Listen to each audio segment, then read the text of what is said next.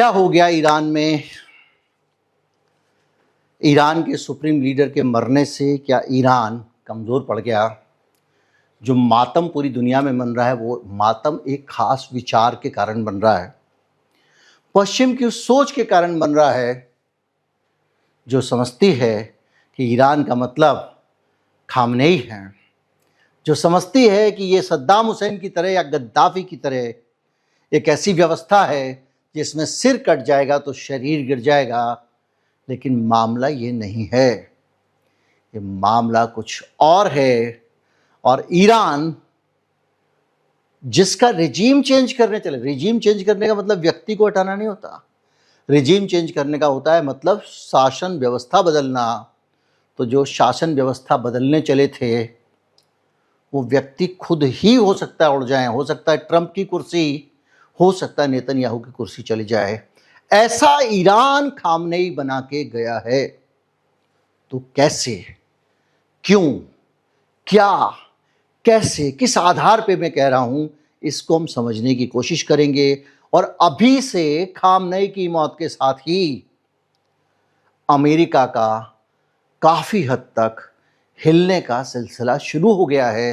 जिसको लोग 10-12 दिन के बाद मान के चल रहे थे वो पहले दिन से होने लगा है। मैं हूं गिरजेश वशिष्ठ और आप देख रहे हैं knockingnews.com का यूट्यूब चैनल। चैनल को सब्सक्राइब कर लीजिए अगर नहीं किया है तो। मैं फिर से अभी हाजिर होता हूं।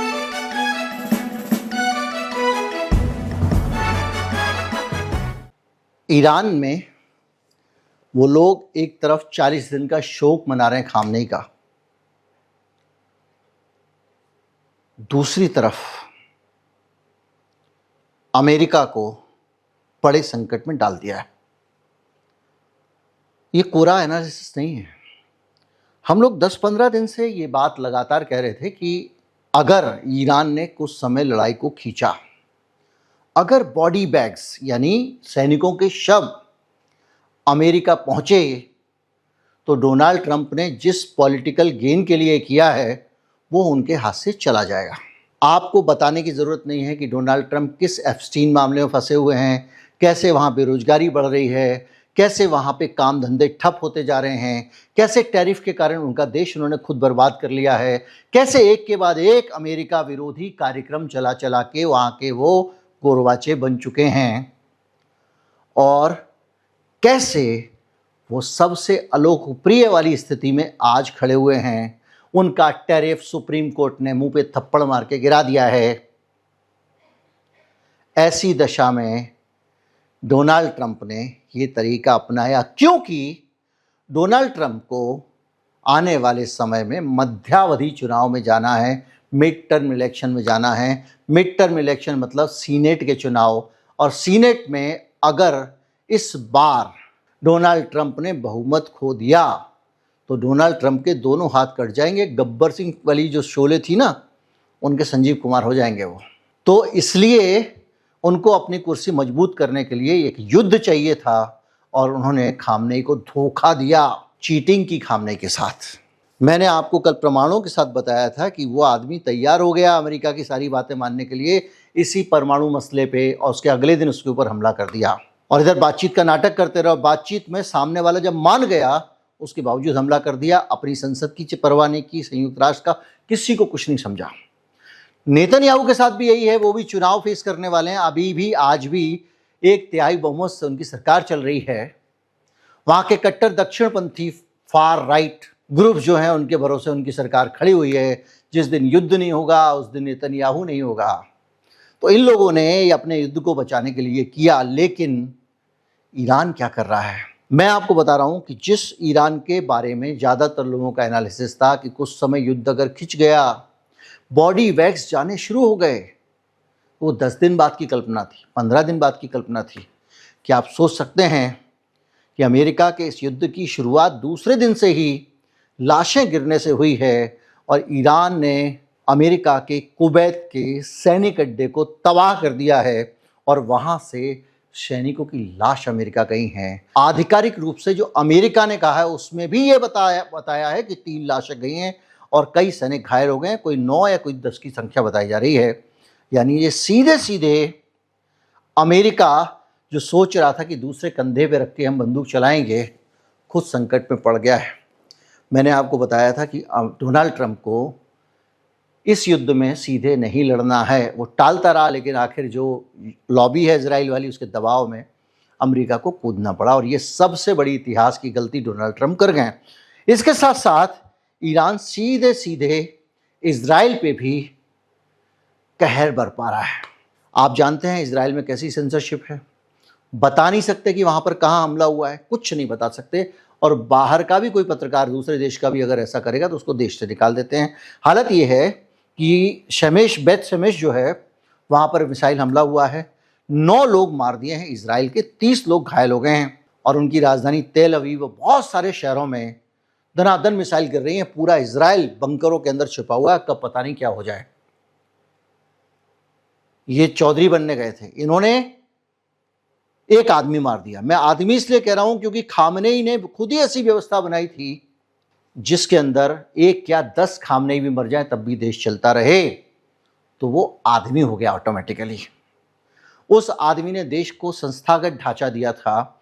अभी हम आगे जाके इस पे बात करेंगे कि कैसे वो देश खामनेई के बगैर भी वैसे ही लड़ता रहेगा, कोई फर्क नहीं पड़ेगा। वहां की स्थिति एकदम अलग है। आपको एक संक्षेप में बताता हूं। सुप्रीम लीडर है, लेकिन सुप्रीम कोर्ट लीडर कौन बनेगा ये बताने वाला कोई नहीं है।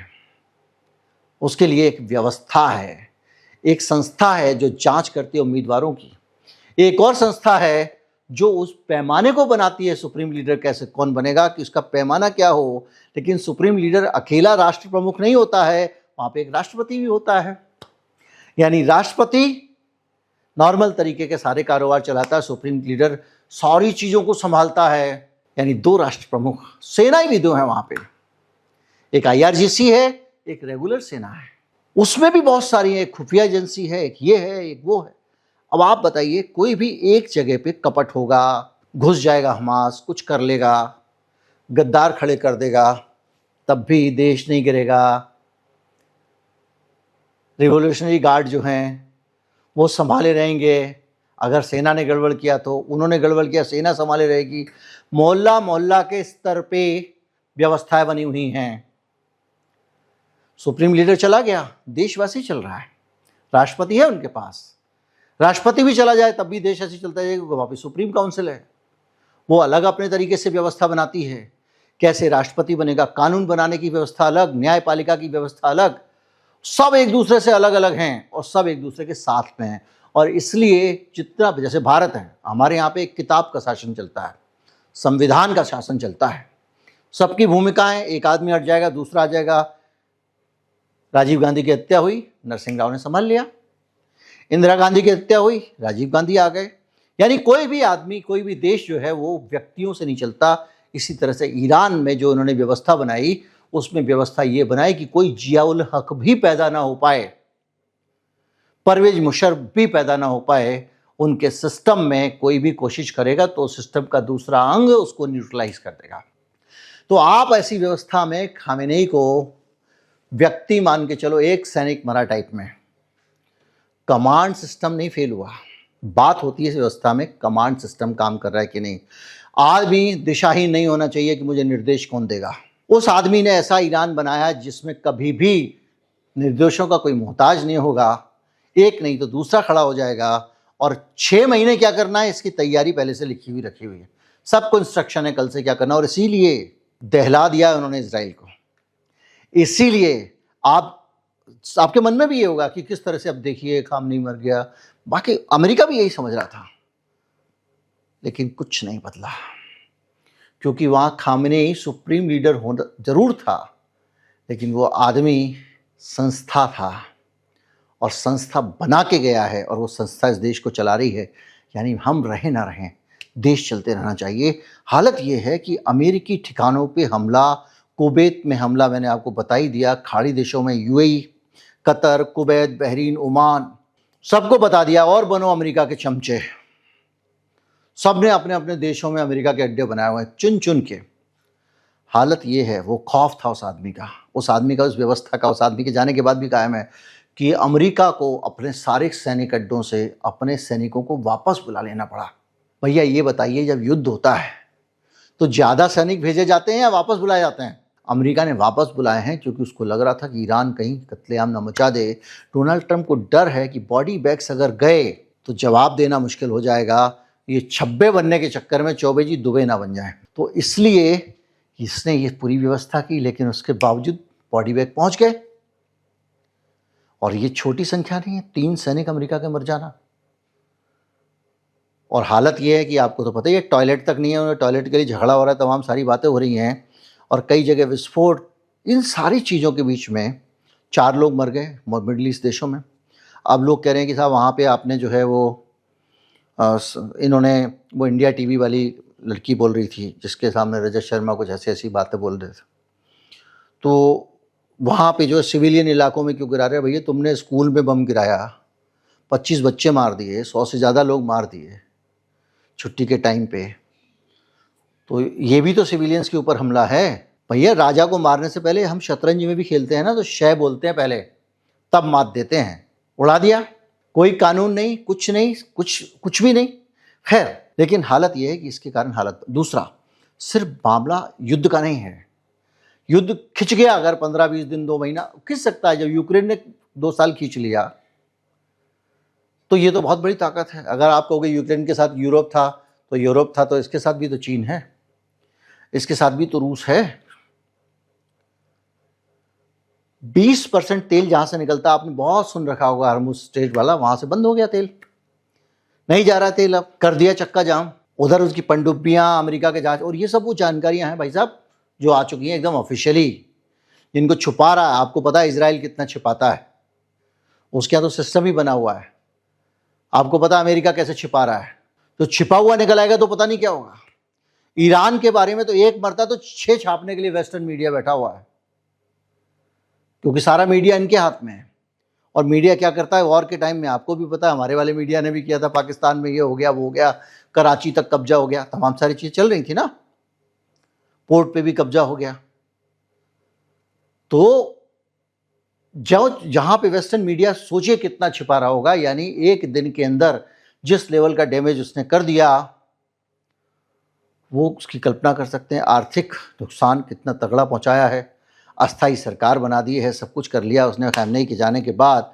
यानी ईरान को, अगर कुछ लोगों के मन में निराशा आ रही है कि भाई रिजीम चेंज करने में अमेरिका कामयाब हो गया, तो रिजीम का मतलब व्यक्ति नहीं होता, सत्ता व्यवस्था होती है, शासन व्यवस्था। और शासन व्यवस्था का कुछ भी नहीं बिगड़ा है, वैसे ही चल रही है। और वहां पर नेतृत्व जरूर बदलने वाला है अगर ईरान टिका रहा, और जिसके चांसेस ज़्यादा से ज़्यादा लग रहे हैं। इस तरह के युद्ध में जो कार्ड होते हैं, पत्ते होते हैं, वो शुरू में ही खुल जाते हैं। इजराइल कितने पानी में, अमेरिका कितने पानी में, इनको जो पहले दिन करना था इन्होंने कर लिया। अब होगी असली बार। इसलिए किसी को ये लग रहा है कि ये युद्ध समाप्त हो गया, नहीं, ये युद्ध शुरू हुआ है। और जिस तरह की एक सिस्टमेटिक तरीके से जब जो संस्थान, जो देश व्यवस्था से चलते हैं, व्यक्तियों से नहीं चलते, उनको हराना बहुत मुश्किल होता है। और इसलिए ईरान जो है वो एक मजबूत तौर पे युद्ध में खड़ा है। युद्ध शुरू हुआ है, अभी से कोई भी नतीजा निकालना ठीक नहीं है। नमस्कार, जय हिंद।